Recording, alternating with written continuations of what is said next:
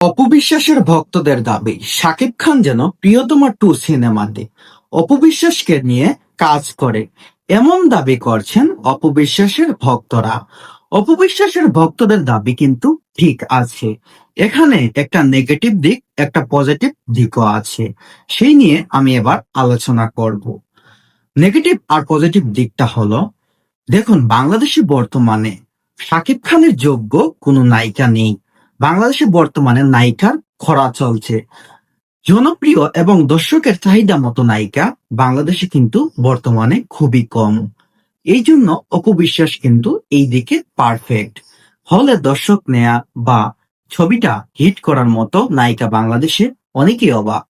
আমরা একটা জিনিস দেখতে পাচ্ছি, শাকিব খান কিন্তু গত 5 থেকে 6 বছর ধরে তিনি কিন্তু বিদেশি নায়িকা নিয়ে কাজ করছেন।